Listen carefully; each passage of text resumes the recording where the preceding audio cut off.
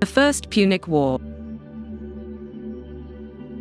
If you are returning to the Classic Masterworks channel, welcome back.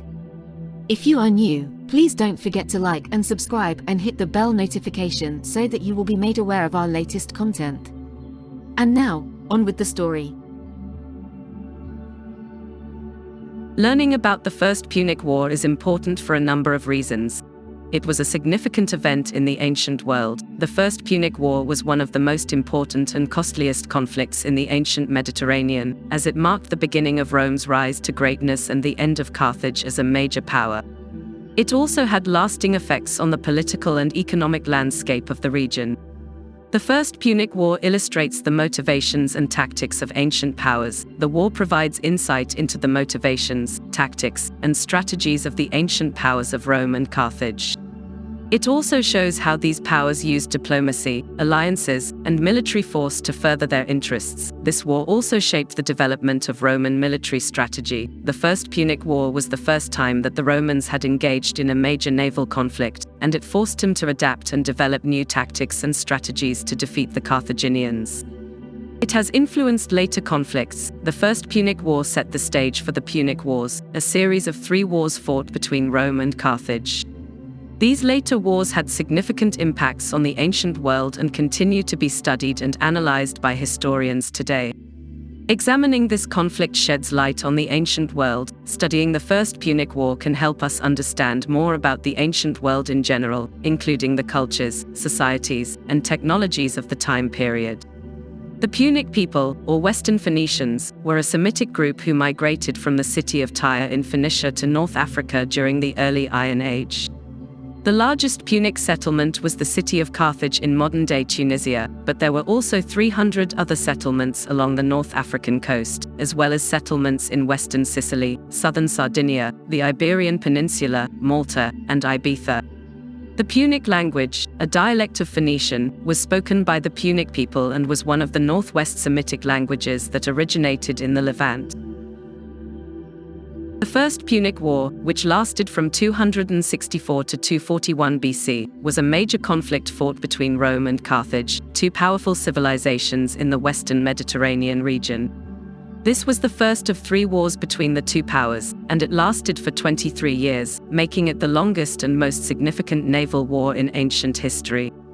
The war was primarily fought in Sicily and the surrounding waters, as well as in North Africa. Despite suffering significant losses, Rome emerged victorious over Carthage at the end of the war. Before the war, the Roman Republic had been aggressively expanding in southern Italy for over a century. By 272 BC, it had conquered peninsular Italy south of the river Arno, and the Greek cities of southern Italy, Magna Graecia, submitted at the end of the Pyrrhic War.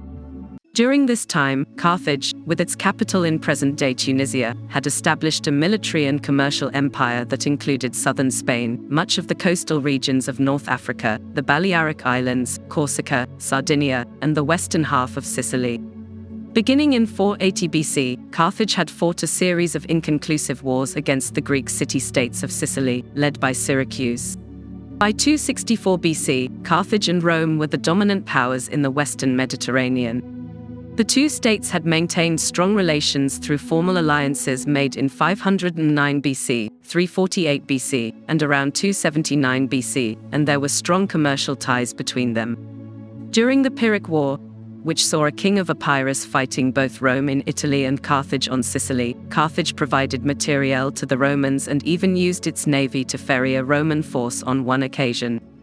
In 289 BC, a group of Italian mercenaries known as the Mamertines or the Sons of Mars, who had been hired by Syracuse, occupied the city of Messina, modern Messina, on the northeastern tip of Sicily.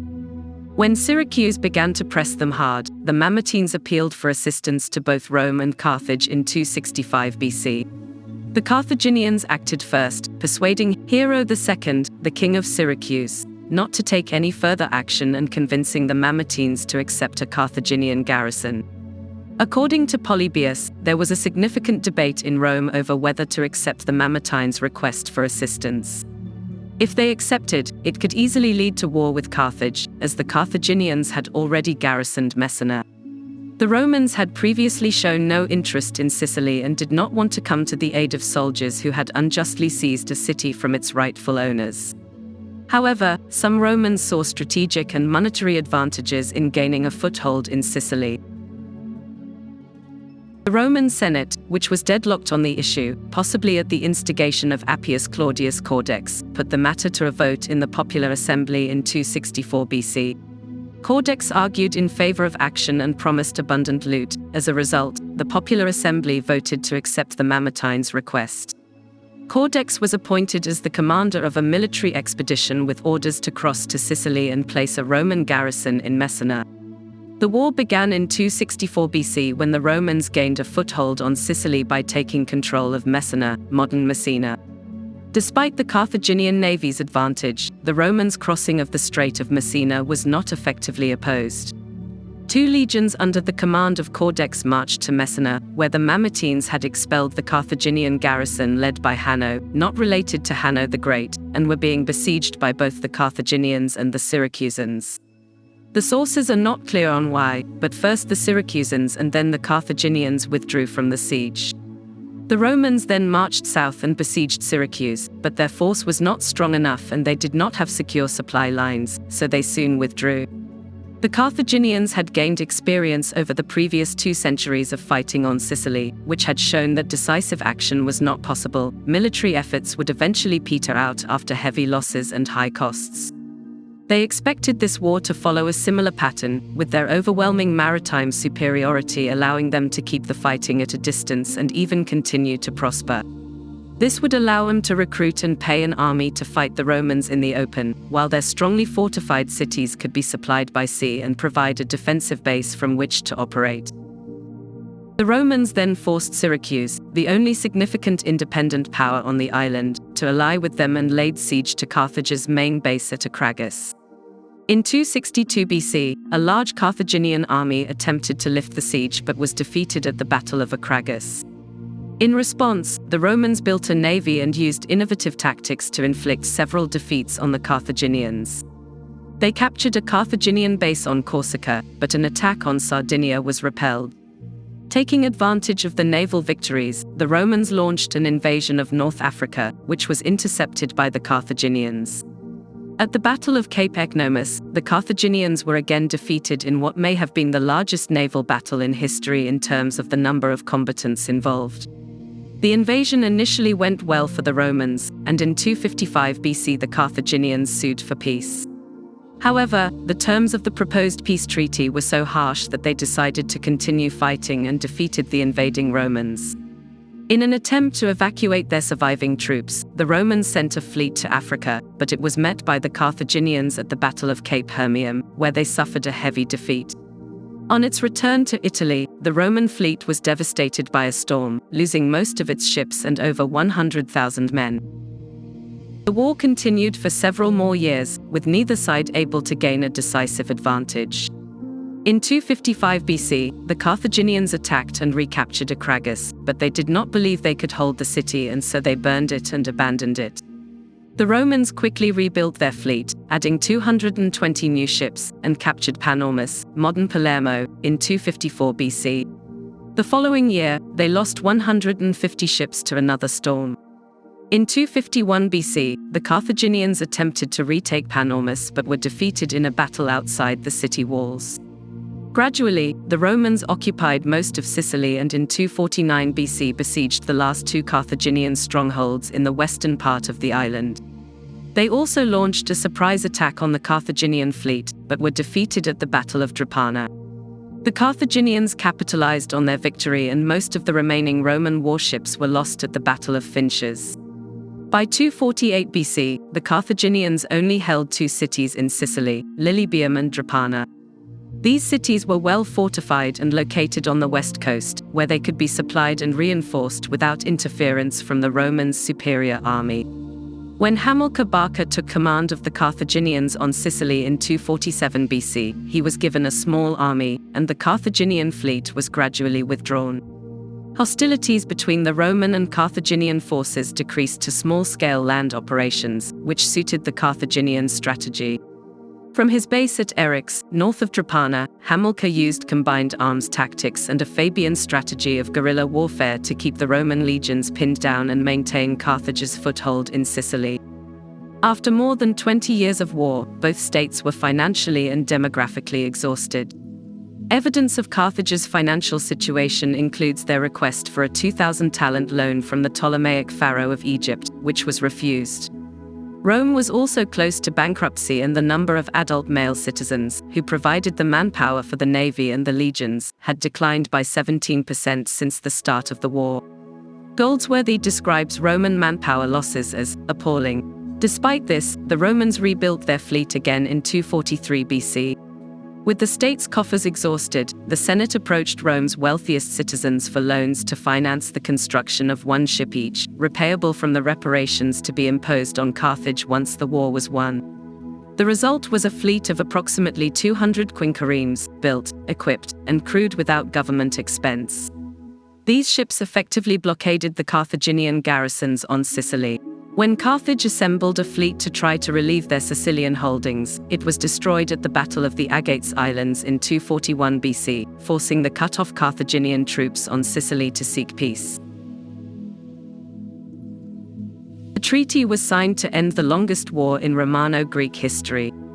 Under its terms, Carthage was required to pay large reparations and Sicily was annexed as a Roman province. The end of the war also sparked a major, but unsuccessful, revolt within the Carthaginian Empire. For Rome, the end of the First Punic War marked the beginning of its expansion beyond the Italian peninsula. Sicily became the first Roman province, known as Sicilia, and was governed by a former praetor. It became an important source of grain for Rome. Sardinia and Corsica were also combined into a Roman province, but a strong military presence was required for at least the next 7 years to suppress the local inhabitants. Syracuse was granted nominal independence and ally status for the lifetime of Hero II. After the war, Rome became the dominant military power in the Western Mediterranean and eventually in the entire Mediterranean region. During the war, the Romans built over 1,000 galleys, which gave them experience in building, manning, training, supplying, and maintaining such a large fleet. This experience laid the foundation for Rome's maritime dominance for 600 years. The question of which state would control the Western Mediterranean remained open, and when Carthage besieged the Roman-protected town of Saguntum in eastern Iberia in 218 BC, it sparked the Second Punic War with Rome. Reflecting on this historical event marks some pronounced similarities to the events of World War I. Although the specific causes, the technological advancements that were made, and the outcomes of the conflicts were different, there are a number of parallels. Both wars were fought between two major powers. In the First Punic War, Rome and Carthage were the main combatants, while in World War I, the Allied powers, led by Britain, France, and Russia, fought against the Central Powers, led by Germany, Austria-Hungary, and the Ottoman Empire. The conflicts involved a complex web of alliances. The First Punic War saw the Romans and Carthaginians each gather allies to support their cause, while in World War I, the various countries involved had intricate networks of alliances with one another.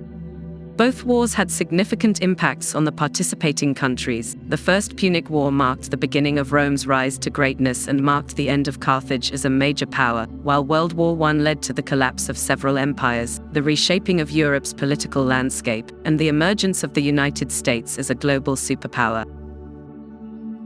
In the First Punic War, the Romans and Carthaginians both engaged in prolonged sieges, with each side trying to wear the other down through attrition. Similarly, in World War I, both sides fought from entrenched positions, leading to a bloody and costly conflict.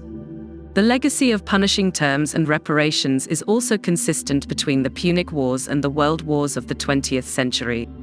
In both cases, the vanquished nation simmered for years after defeat, only to re-engage hostilities in another round of bloodletting. The outcome of the First Punic War had far-reaching consequences that continued to be felt for centuries afterwards. It set the stage for future conflicts between Rome and Carthage, including the Second and Third Punic Wars, and it played a role in shaping the course of ancient history. Thank you for watching. We hope that you have enjoyed this presentation. If so, please consider liking this video and subscribing to the Classic Masterworks channel. We hope to see you again.